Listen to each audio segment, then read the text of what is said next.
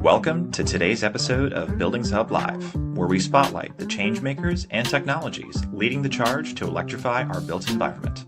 On our podcast, we tackle the issues facing building decarbonization, from space heating to electric cooking to building codes and beyond. On this episode, we'll chat with Daniel Carpenter-Gold, staff attorney at the Public Health Law Center, and Chris Dobens, director of communications at We Act for Environmental Justice. How have cities been attempting to regulate building electrification over the last few years? How have the courts responded? Stay tuned to find out. Here's your host, Atlas Public Policy Analyst, Stephen Naimoli. Good afternoon, everyone, and welcome to the 22nd episode of Buildings Hub Live. My name is Stephen Naimoli. I am a policy analyst at Atlas Public Policy, and I have the honor of being your host today. For today's episode, we'll discuss some recent court rulings on how and whether cities can regulate building electrification. How have cities changed their strategies around electrification laws since the Ninth Circuit Court of Appeals overturned Berkeley's ban on new gas infrastructure in homes in 2023? How have courts ruled on challenges to these laws, and what does it mean for the future of building electrification laws? Stay with us to find out. But before we jump into our discussion today, a quick note on Buildings Hub. Here at Atlas, we manage a one-stop shop data analysis tool for building sector electrification called the Buildings Hub. If you're interested in heat pump market data, state buildings policies and funding programs, the current makeup of the US housing stock, and crisply designed dashboards, we've got you covered. We recently published a data story looking at energy consumption for heating and cooking in residential buildings. We encourage you to register for our platform and check out our data features. We'd love to have you join the Buildings Hub community. As for this episode, we're currently live on YouTube and LinkedIn. We encourage our audience to send us your questions via the Q&A portal on the YouTube live stream, and we'll work them into the discussion. We look forward to hearing from you throughout the episode today. Now, it's my pleasure to introduce our special guests today. We're joined by Daniel Carpenter-Gold, staff attorney at the Public Health Law Center, and Chris Dobens, Director of Communications at We Act for Environmental Justice. Daniel and Chris, thank you so much for being here today. Thanks for having us. We've got lots to cover and only half an hour, so let's get right to it. Daniel, we're going to start with you. First, please tell us a little bit about your work and your organization to get us started. Sure thing. Well, the Public Health Law Center, as the name implies, works with our partners to promote health equity and reduce and eliminate chronic disease in a variety of areas. I work on our climate justice team, which focuses on the intersection between racial and economic equity and climate policy. Electrification policies play a big part in this because upgrading energy systems and appliances is a really important way to improve people's health, reduce indoor environmental air quality sources, hazards, and other sources of potential health harms. For myself, my legal background is actually primarily in housing quality and indoor environmental work, like mold and lead, and of course the indoor combustion of fossil fuels. And I actually practiced in New York for about 5 years in an earlier position, although I am currently based in Southern California. Great, thank you. So there's been a lot going on lately in the courts, in news, all around buildings and electrification. Can you tell us a little bit about some of these recent court decisions that have been in the news on electrification laws? Yeah, well, you're absolutely right. There has been a lot going on. So I'm just going to start with a little bit of context to take us back. The decision that we're talking about, the Berkeley decision that you mentioned in your intro, Stephen, they're all about this law called the Energy Policy and Conservation Act, or EPCA. So EPCA was passed in the 1970s, coming out of the energy crisis in the early part of that decade. And it deals with improving energy efficiency and also increasing energy production in a variety of areas. For our purposes, the main thing is that it sets federal energy efficiency standards for a lot of appliances, including the appliances that you think about when you're starting to think about home upgrades. So, furnaces, boilers, cooling systems, that sort of thing. At the same time, EPCA preempts state and local regulation of the energy efficiency of those appliances. And by preempt, What I mean is that it keeps state and local governments from enforcing those regulations. So basically it says the federal government is the regulator here, and the state and local governments can't replace it. So for a while, this preemption was thought to just block state and local efficiency standards that would replace federal efficiency standards. But a couple of years ago, as you mentioned, we had this case called California Restaurant Association versus City of Berkeley. And without getting into too many details, basically, that decision interpreted EPCA as saying it not only can state and local governments not pass their own energy efficiency programs, they also can't do regulations that prevent federally regulated appliances from being used. There's a lot of caveats and nuances, but that's basically the idea there. And this is based on how EPCA is worded. Basically, it says that regulations are preempted if they, quote unquote, concern the energy use of an appliance, which that court took to mean, if you're keeping an appliance from being used, maybe that concerns its energy use. That's the idea. Now, importantly, that only applies within what we call the Ninth Circuit, which is the western portion of the United States, Alaska, Hawaii, Northern Marianas, and Guam. And that outside of the Ninth Circuit, other courts don't actually have to follow that interpretation. And that's where we get into cases like the ones that we're going to talk about in New York, where we see a differentiation from that opinion. And so the basic idea here is that these New York cases, all of the cases around the country, and I'll say that we are tracking currently 11 live cases that are based on this. All these cases boil down to the question of whether that Berkeley case was right. Whether EPCA prevents state and local governments from requiring electrification, for example, or other regulations that prevent an appliance from operating, or does EPCA just prevent governments from regulating appliance efficiency? So can New York or New York City or Colorado or Denver or whoever require electrification as long as they don't require a particular level of efficiency for those electric appliances? And the New York cases say, yeah, actually, they can. Because going back to that energy use idea, it just means that energy use just means how much energy an appliance uses sort of over the course of a period of time. It doesn't mean that EPCA is going to interfere with state and local governments wherever they're using energy or wherever they're regulating whether an appliance can be used. So as folks may know by now, we've gotten two decisions that uphold local government, state and local government action. One in the Southern District of New York, which includes New York City, which upheld the local law 154, New York City's local law 154, which essentially requires electrification for new appliances, for new buildings, for appliances in new buildings.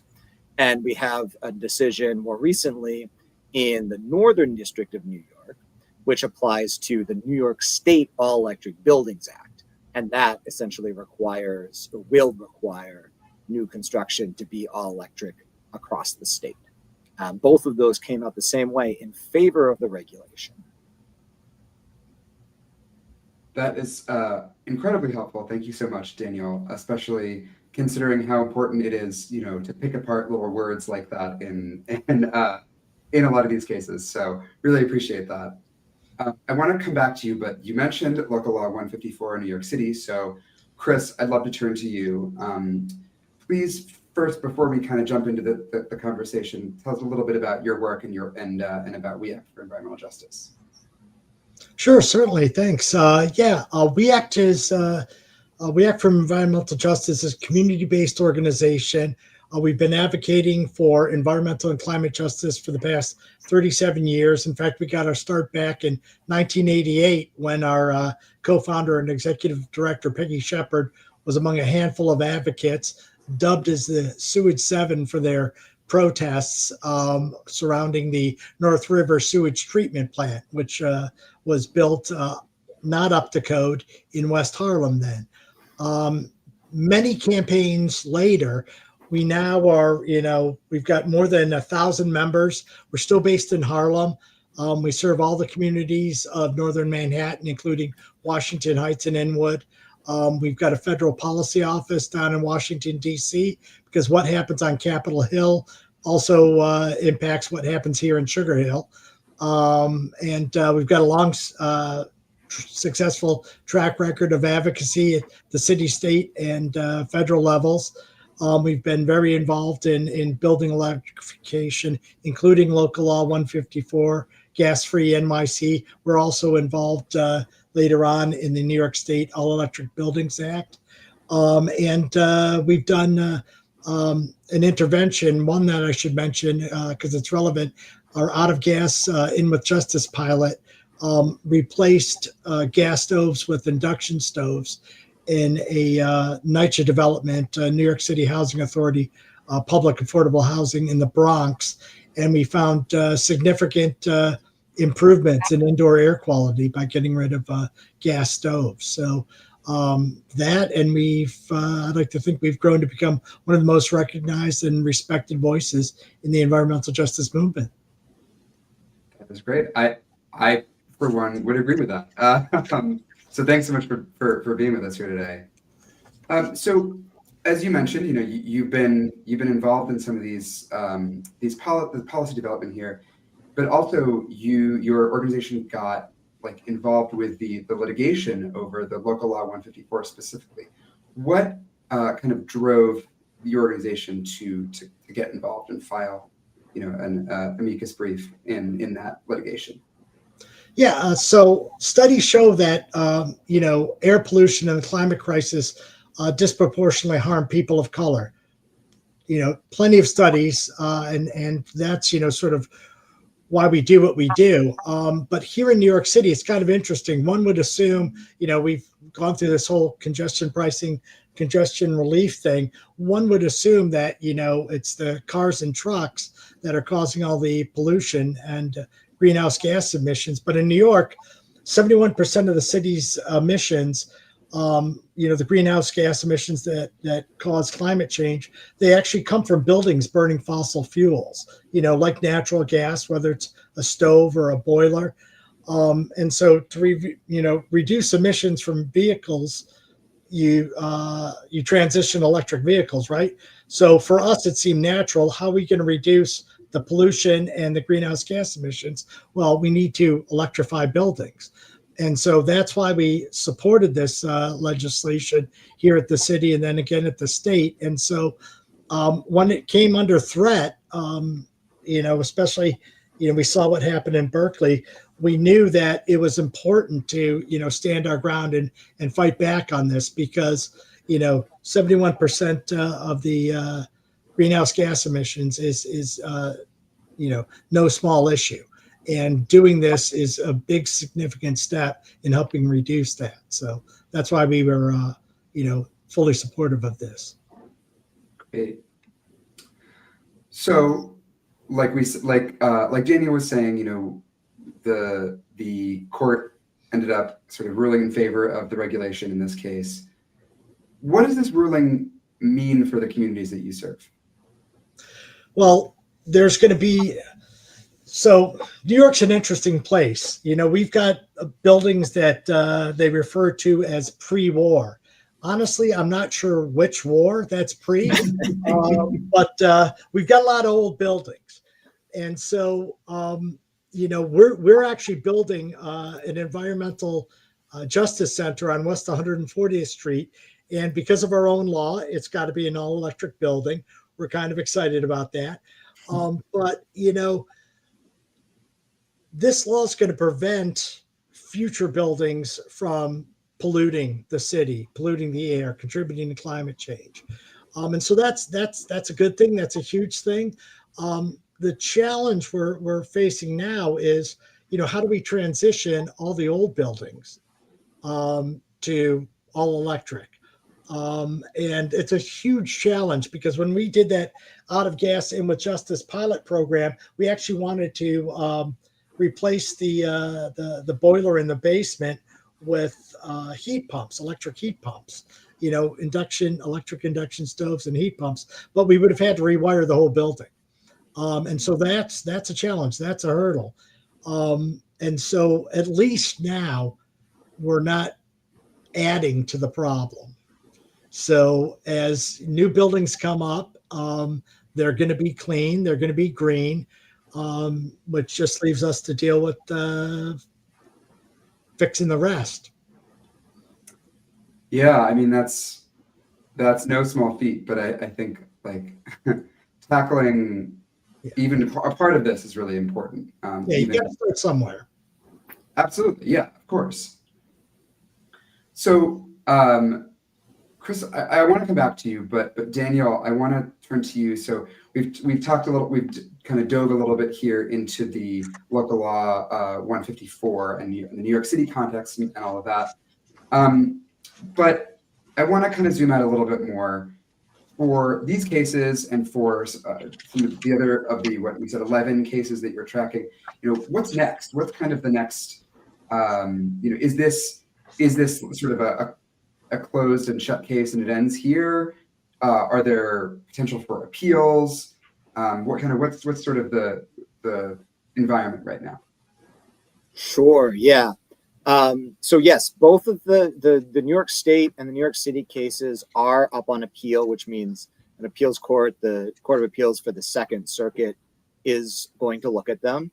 The briefing for that is sort of underway. And that's usually the last stop for federal cases. There's always the possibility of Supreme Court review, but they take relatively few cases, so it's always unlikely.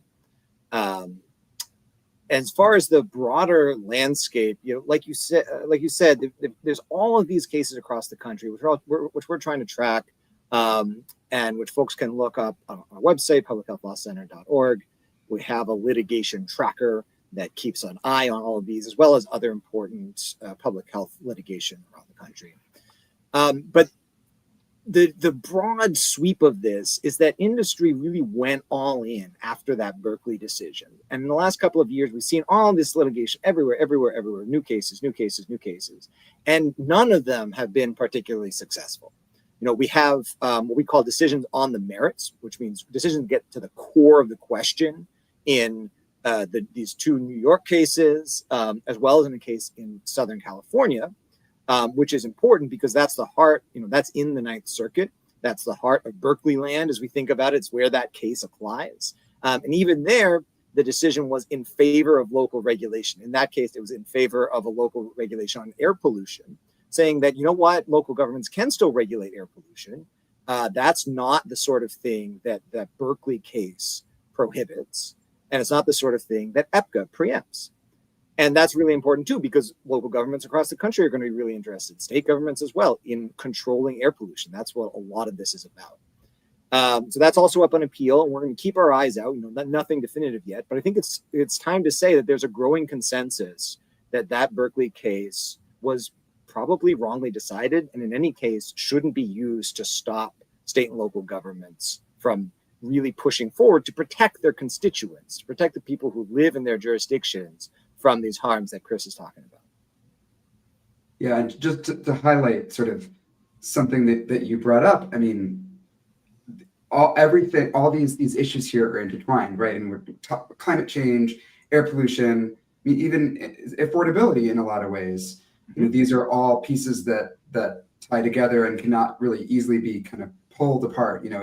It's air pollution and climate pollution are both an issue, and then affordability in a lot of different ways all kind of tie up together. And so it's these cases are, an individual case may be about one specific piece of language, but the kind of what they represent for the broader policy context is a lot more complicated.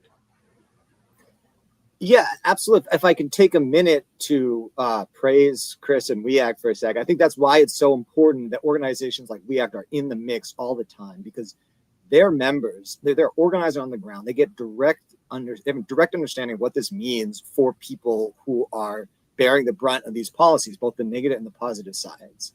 And so, our philosophy at PHLC is really to look to our local partners, our community-based organization partners, to understand what policies that we're supporting. That's why we say we partner with these local organizations sort of push that forward. And that's, also where the political power is to push this work forward. And this really, just goes to show that's why state and local governments, especially local governments, are pushing really good, innovative, and equitable policies, because they're beholden to the folks. They're right at the ground level, and they're beholden to folks like We Act, other organizations on the ground across the country. Totally agree. We love that. So I want to add just one more question for you, Daniel. We've seen a lot going on. We've been talking about state and local regulations, state and local kind of environments. There's been a lot going on at the federal government level, kind of in the opposite direction, Congress ending tax credits, the administration rescinding Solar for All funding, a really kind of, I would say, unclear fate of the home energy rebate programs from the Inflation Reduction Act. So amid all of this, states and localities that have been previously operating under the existence of these programs now have to kind of navigate a new world. How are they doing that? How is that the federal activity affecting the calculus at the state and local level? Yeah, that's a really great question, and I'd say it's not as obvious as you'd think. You look at all this negative stuff in the press, everything being rolled back, et cetera, at the federal level. But actually, what we've seen is that state and local governments are really pushing forward. We're seeing new policies come forward. We're seeing local governments restart stuff that had been dormant for a while. And just, it's like a bit of a flashback to the last Trump administration, the last time we had like a pretty hostile to all sorts of air pollution regulation administration. And that was when a lot of these policies started. Local Law 97 in New York City, the building performance standard that's going to help ramp down some of that existing buildings emissions. That started under the Trump administration, not because the Trump administration liked it, but because state and local governments, they are doing their own thing. Like I said before, they've got their constituents. They need to support them and help them, and so they're going to move forward. And that's why it's really important when we look at the federal government. A lot of the work that we're doing at the federal level, and with regard to federal laws like EPCA, is just getting it out of the way, so that state and local governments can push forward, because they're really doing the hard work, in addition to the folks that are organizing and pushing those governments forward, like We Act and our other local partners. So I'd say, bottom line is there's a lot of momentum, and it's continuing forward, even though, despite the bad federal environment, and maybe even partially because of it, because the focus has shifted. Nobody thinks that the federal government is going to come in and save us with like this awesome climate plan, this awesome anti-pollution plan. That's clearly not going to happen, at least during this administration. And so the state and local governments are like, okay, pressure's on, let's go. Yeah, that seems to really mirror some of the stuff that we've been seeing. As we, one of the things that we do a lot is monitoring what's going on in a lot of the states. And so that's been a really interesting development there. Chris, I want to turn back to you, if you don't mind me asking the same sort of question. Given all of the changes sort of at the federal level, how do We Act, or sort of the local environment, kind of navigate? How does it sort of change things for the way that you do your work, or does it? It most certainly does. I'm not even going to get into funding issues and things like that, but I totally agree with Daniel. We do have the federal policy office down in DC, and they've been pushing back, ever since January 20th on every move that this administration has made. I was here in the previous Trump administration as well, and we were able to reinstate most of the stuff that administration had cut down and undermined. So we're fighting that fight at the federal level. But like Daniel said, the real action's at the city and state. Fortunately, we live in New York's a blue city. New York is a blue state. And we've been doing some, incredible work. You go back to Local Law 97, as he mentioned, and, these sort of bills that we're talking today about the Electric Building Act. Here at the city, right now we've been focused on, reducing extreme heat legislation that we'd love to get a maximum indoor air temperature bill passed, because in New York City, a landlord's got to keep your apartment at a certain temperature in the winter so people don't freeze to death. Well, now that we're a subtropical climate here in New York, which just blows my mind, we're pushing for legislation that will have a maximum temperature that, landlords will have to keep it cooler than that temperature so people don't bake. And it's a real concern, because in New York, Black New Yorkers are twice as likely to die from heat-related deaths as their white counterparts. So it's a real environmental justice issue for us. And again, at the city level, we've always had a good track record of legislation there as well. Right now, we're working on the environmental justice citing law, which was based on a law that our good friends in New Jersey had passed earlier. We passed, it's called the, it'd been referred to as the cumulative impacts law until we passed it back in 2022. But the way permitting works in New York State is you're allowed to produce X amount of pollution in a community where your plant's going to be sited. And you guys could both come and, build the same plant that I have in that community and put out the same amount of pollution that I'm permitted, which in effect triples the amount of pollution for that community, right? Well, with the cumulative impacts law, when sources of pollution are applying for a permit, where permits are renewed in environmental justice communities, that's communities of color or of low income, the state's going to have to look at the cumulative impacts of all that pollution, not just the person who's applying for their facility. And so we're in the rulemaking process of that, because you can pass a law and that's all fine and good, but if it's not enforced, if it's got loopholes, and if it's underfunded, it's not going to have the effect you wanted. So we're very active at the city and state level, and will continue to be, because as long as we have strong leadership at the city and state level, we should be able to hold off any attacks by the current administration in Washington. Sounds like you've got a lot going on, both in New York and here.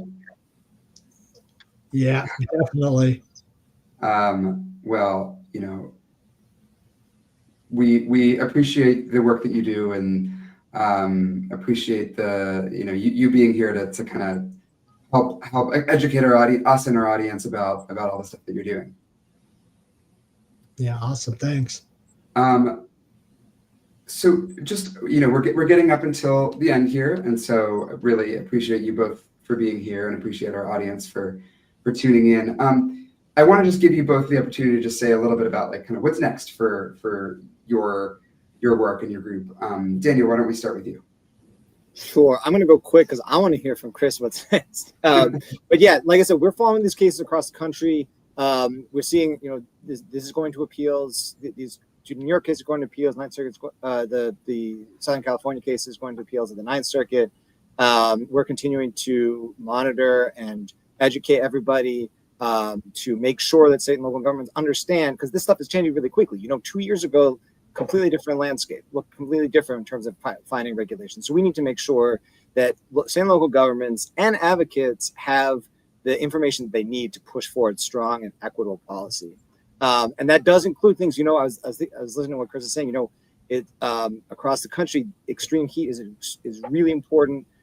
Looking here, I live in LA County, Long Beach, California. LA County just passed ordinance setting maximum indoor temperatures for the unincorporated parts of the county. Chicago's also trying to push forward a disparate impact ordinance. So this is something that's really happening around the country, and we're just there to support whenever anyone needs us. Great. Chris, What about React? What's next for you? First of all, awesome. We love the support, Daniel. Lord knows we need it. Yeah, I mean, we've got, I mentioned some of the bills that we're working on right now. We're also putting together our 2026 policy agenda. So that's going to be city, state, and federal policies that we'll be pursuing next year. We've got a host of other events. Shameless plug. We've got our gala on October 14th if you're in New York City. And we've also got an Uptown Chats podcast of our own. So I had to mention that. They give me a cookie every time I mention it. I love cookies. So yeah, I mean, check out react.org. We've got a ton of stuff going on. Again, at the city, state, and federal level.